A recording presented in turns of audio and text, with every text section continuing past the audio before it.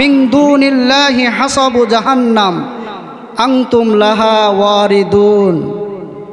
একমাত্র আল্লাহর ইবাদত করতে হবে, আর কারোর ইবাদত করা যাবে না। আর যারা আল্লাহ ব্যতীত অন্য কারোর ইবাদত করবে, অন্য কোনো পীর সাহেবের সেজদা করবে, সঙ্গে সঙ্গে উভয়জনই জাহান্নামে যাবে। কোথায় যাবে?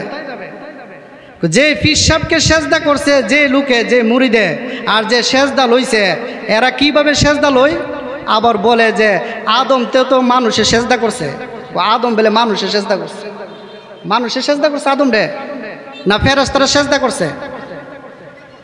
হেরা দলিল দে ও আদমকে সেজদা করছে ফেরেশতা এবং জিনে। জিন তো আর কোনো সেজদা করে নাই, সেজদা করছে সমস্ত ফেরেশতাগণ। সাথে ইবলিশে এই হুকুমরা ছিল, কিন্তু ইবলিশ কি করলো? অহংকার করলো। অহংকার করার কারণে বলল যে আমি আদমকে সেজদা করতে পারবো না। আদম হলো মাটির তৈরি, আমি হলাম আগুনের তৈরি, আমার পাওয়ারটা বেশি, আমি আদমকে সেজদা করতে পারবো না। তা আল্লাহর হুকুম অমান্য করলো। তারা বলে যে আদমকে সেজদা করেছে ফেরেশতারা, আর মানুষে সেজদা করলে কি অসুবিধা? নাউযুবিল্লাহ। সেই শরীয়তের মধ্যে সেটা যাই ছিল, আর এই সেজদাটা ওই সেজদা না, এটা সম্মানজনক সেজদা ছিল, এটা আল্লাহর আদেশ ছিল। আরও ফুকাহে কেরামগণ অনেক ব্যাখ্যা করেছেন, এর ব্যাখ্যা অনেক আছে, সামনের দিকে যাচ্ছি না। তো একমাত্র আল্লাহ ছাড়া আর কাউকে সেজদা করা যাবে না। আরেকটা তারা দলিল দেয়, সেটা হলো যে ইউসুফ আলাইহিস সালাম তার 11 জন ভাই আর পিতামাতা, তাদেরকে যে সেজদা করছে, তারা যে সেজদা করছে ইউসুফ আলাইহিস সালাম রে, তারা একটা দলিল দেয়। তো সেই দলিল দিলে চলবে না। সেই সেজদাটা ছিল যে সম্মানজনক সেজদা, মাথারা ঝুঁকানো। তখনকার শরীয়তে সেটা জায়েজ ছিল, আমাদের নবীর শরীয়তে সেটাও হারাম ঘোষণা করে দিয়েছে।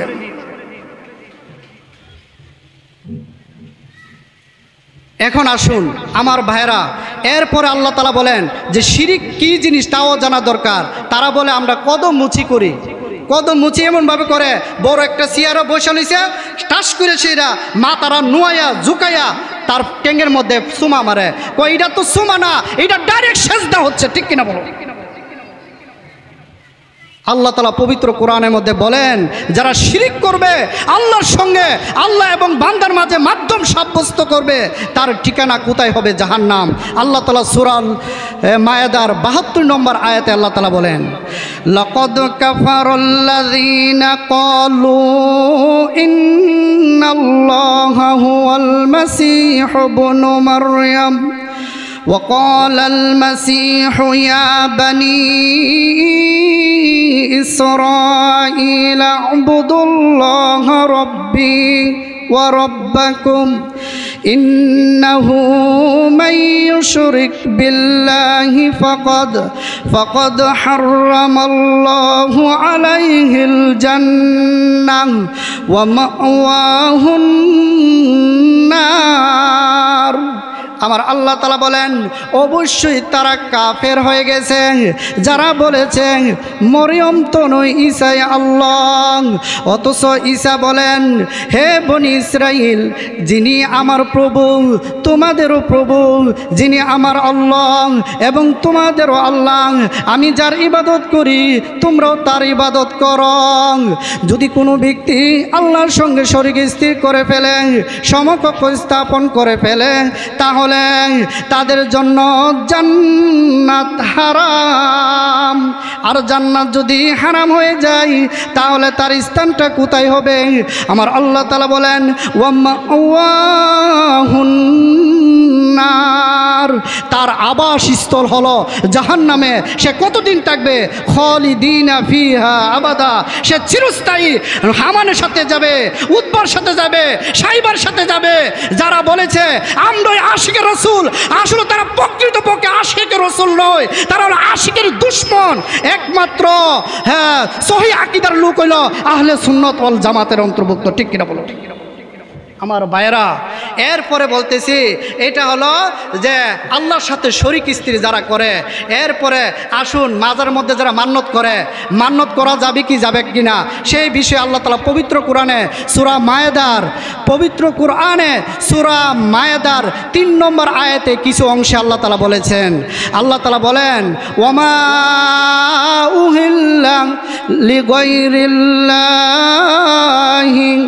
ওয়ামা উহিল্লা লিগাইরিল্লাহ, যে ব্যক্তি আল্লাহ ছাড়া অন্য কোনো নামে পশু জবাই করবে এবং অন্য কোনো নামে উৎসর্গকৃত করবে যে কোনো জিনিস, এরপরে আল্লাহ তাআলা বলেন সেই পশু সম্পূর্ণরূপে হারাম হয়ে যাবে।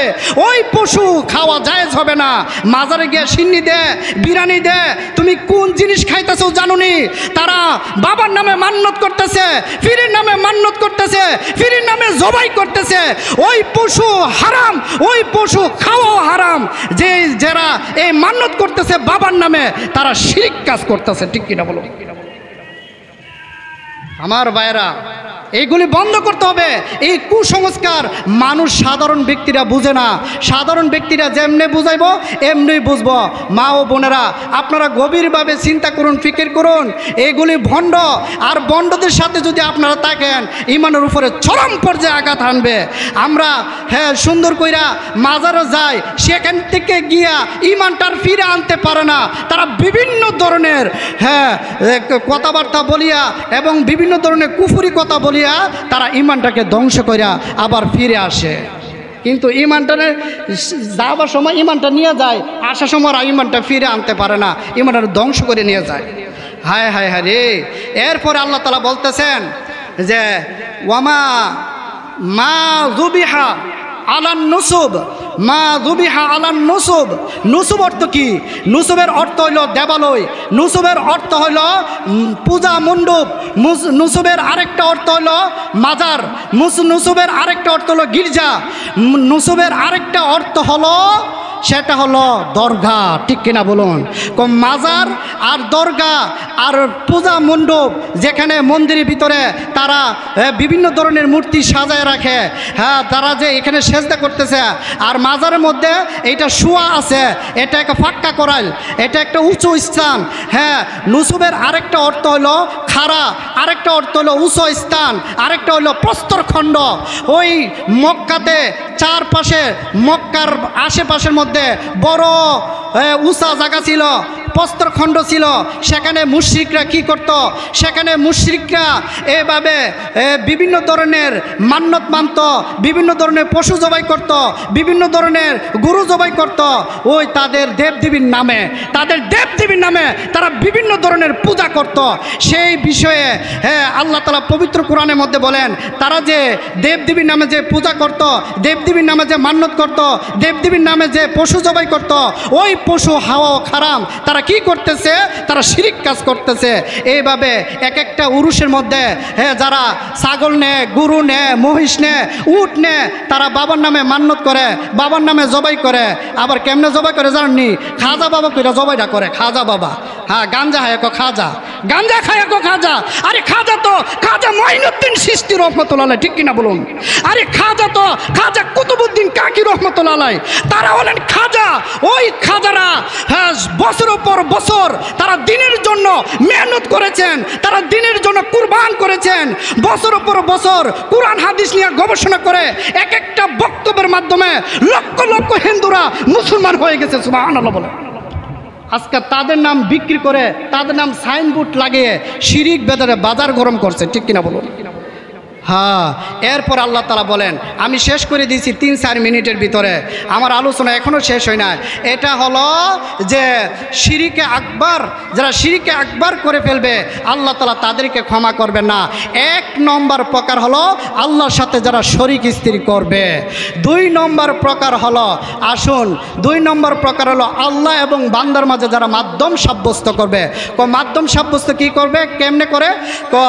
মাজারে যাও, মাজারে গিয়ে সেটা বাবার কাছে চাও, বাবা তোমার একটা সন্তান দিবে, বাবা তোমাকে একটা মেয়ে সন্তান দিবে, বাবা তোমার একটা পুত্র সন্তান দিবে, বাবা তোমার এই বিপত্তিকে রক্ষা করবে, বাবা তোমার সমস্ত জিনিস তোমাকে ধন দৌলত দিবে।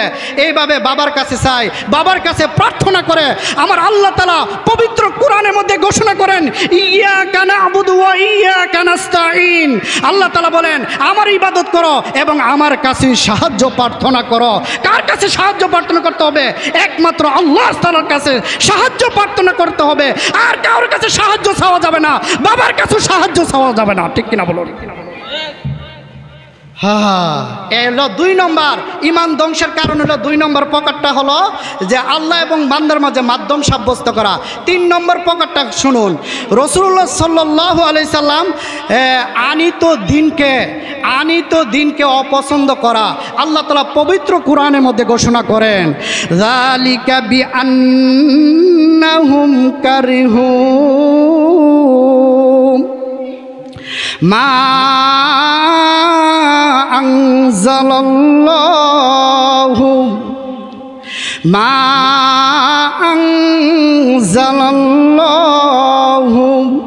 আমার আল্লাহ তাআলা বলেন এটা এমন এক জিনিস আমার আল্লাহ তাআলা পবিত্র কোরআনের মধ্যে বলেন, যারা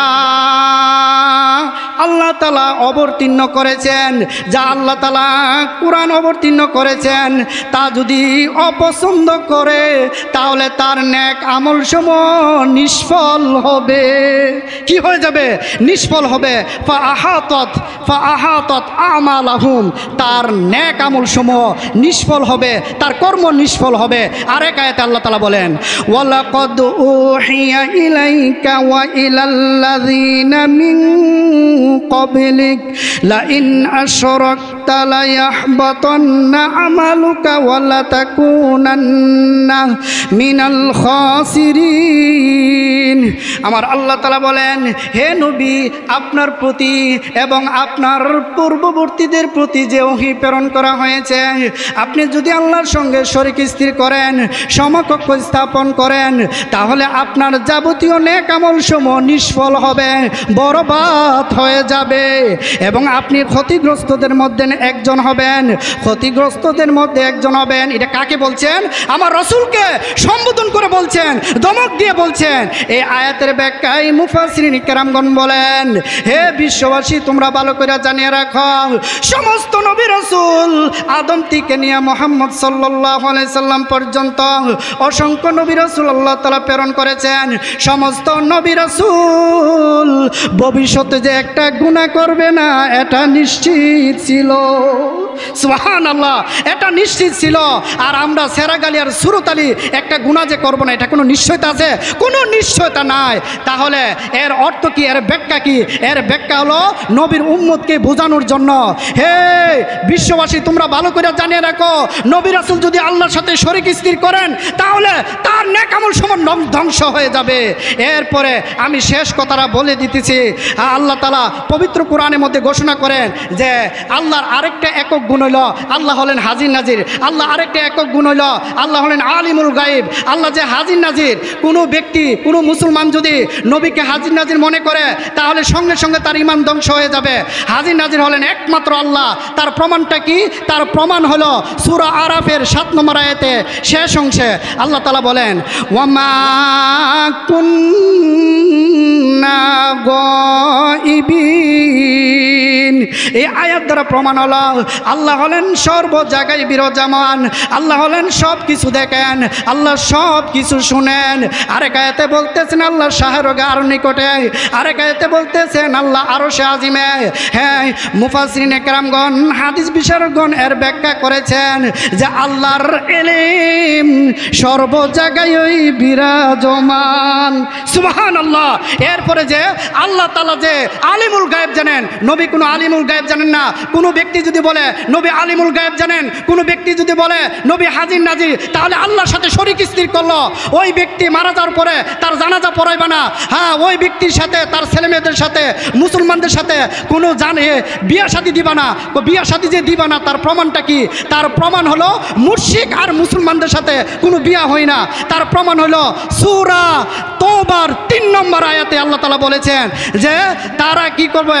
মুশরিক আর নারীর সাথে বিয়ে হইব, মুশরিক আর মুসলমানদের সাথে কোনো বিবাহ হবে না। হ্যাঁ, আমরা তো তাদেরকে মুসলমানই মনে করি না। এই কারণে যারা রাসূল সাল্লাল্লাহু আলাইহি সাল্লামকে হাজির নাজির মনে করবে, আলিমুল গায়েব মনে করবে, তারা কোরআনের আয়াতকে অস্বীকার করলো।